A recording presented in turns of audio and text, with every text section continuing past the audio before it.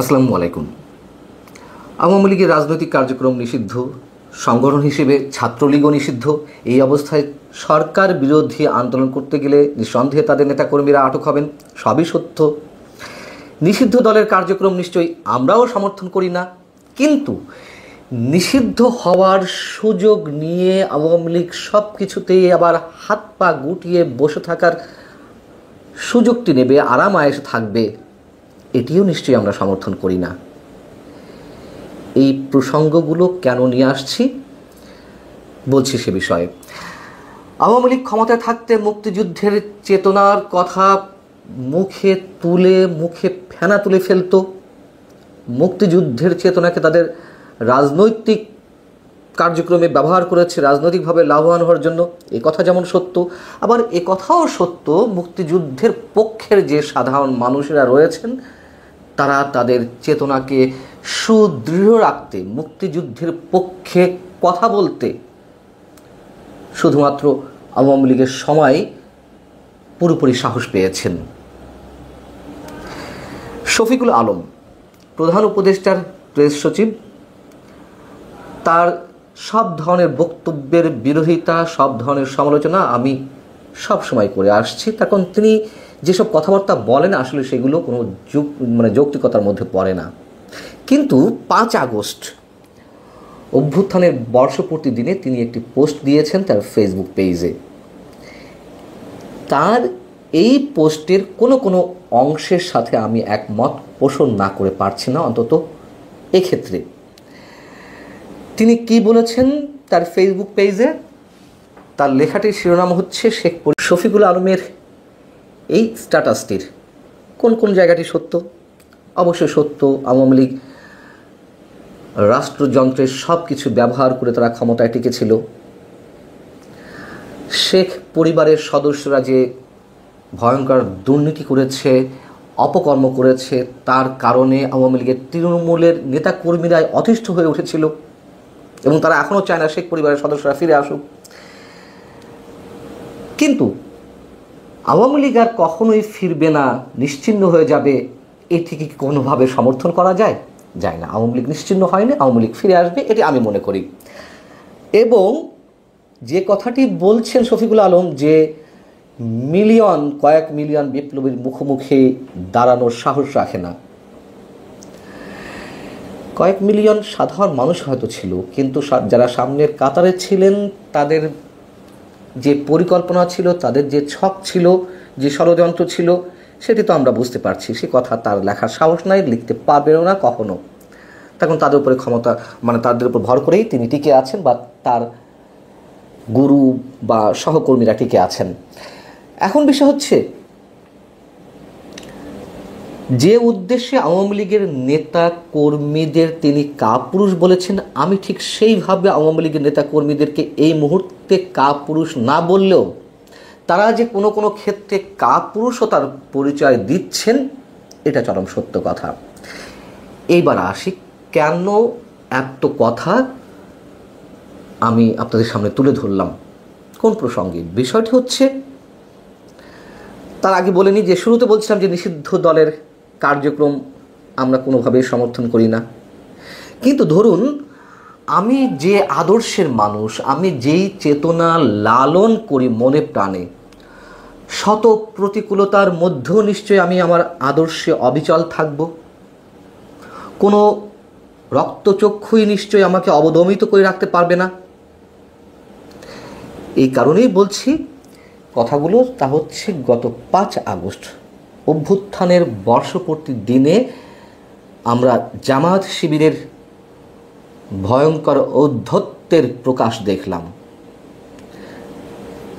শিবির ঢাকা বিশ্ববিদ্যালয়ের টিএসসিতে 36 জুলাই আমরা থামব না, এই শিরোনামে বেশ কিছু কর্মসূচির আয়োজন করে। তার মধ্যে ছিল চিত্র প্রদর্শনী, আলোচনা সভা, সাংস্কৃতিক অনুষ্ঠান। এবং চিত্র প্রদর্শনের মধ্যে তারা কাদের ছবি প্রদর্শন করলো? আদালত কর্তৃক প্রমাণিত এবং দণ্ডিত যুদ্ধাপরাধীদের ছবি। এই বাংলাদেশে এই যুদ্ধাপরাধীদের ছবি প্রকাশ্যে প্রদর্শন করা হয়, কি ভয়ানক দুঃসাহস! কি ভয়ানক স্বাধীনতা তাদের। মানে তাদেরকে বাদ দিলে আমরা কাদেরকে রাজাকার হিসেবে চিহ্নিত করব? কারা রাজাকারের ভূমিকায় ছিল, কারা যুদ্ধ অপরাধ ঘটিয়েছিল, এগুলো সব হাওয়া হয়ে যাবে। কাদের ছবি ছিল যুদ্ধ অপরাধের দায়ে দণ্ডিত মতি? তাৎক্ষণিক প্রতিবাদ কারা করলো হচ্ছে বিপ্লবী ছাত্রমৈত্রী, বাংলাদেশ ছাত্র ইউনিয়ন, বাংলাদেশ জাতীয় সমাজতান্ত্রিক দল জাসদ সমর্থিত যে ছাত্রলীগ, গণতান্ত্রিক ছাত্র কাউন্সিল এবং সমাজতান্ত্রিক ছাত্র ফ্রন্ট। আরেকটি সংগঠন করেছে বাংলাদেশ গণতান্ত্রিক ছাত্র সংসদ, বৈষম্যবিরোধী ছাত্র আন্দোলনের থেকে গড়ে ওঠা। এরা করেছে আবার শিবিরের সাথে তাদের দাঁড় কুমড়া সম্পর্ক এই মুহূর্তে এই জন্য করেছে। যাও, বিষয় হচ্ছে যে এই বাম সংগঠনগুলোর চাপের মুখে একটা পর্যায়ে ঢাকা বিশ্ববিদ্যালয় কর্তৃপক্ষের নির্দেশে এই ছবিগুলো নামিয়ে ফেলা হয় এবং একটা পর্যায়ে ঢাকা বিশ্ববিদ্যালয়ে গভীর রাতে বেশ উত্তেজনার সৃষ্টি হয়, ধাওয়া পাল্টা ধাওয়ারও সৃষ্টি হয়।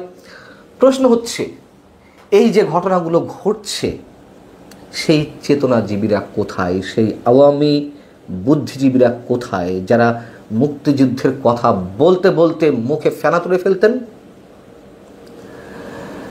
এবং যারা বাম সংগঠনগুলোকে 2 পয়সার সংগঠন হিসেবেও বিন্দুমাত্র মূল্য দিত না, কথায় কথায় অপমানজনক মন্তব্য করতেন, একেবারে তুড়ি মেরে উড়িয়ে দিতেন।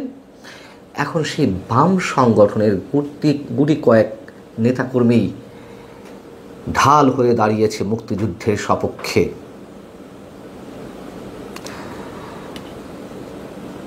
সেই বুদ্ধিজীবীরা যারা আওয়ামী লীগকে নানান ধরনের কুপরামর্শ দিয়েছে, যারা শেখ হাসিনাকে কথায় কথায় তার বিভিন্ন বক্তব্যে তালিয়া বাজিয়ে উৎসাহিত করেছেন, তারা কোথায়? সেই সাংবাদিক কিংবা অধ্যাপক, শিক্ষক, বিভিন্ন শ্রেণী পেশার মানুষেরা।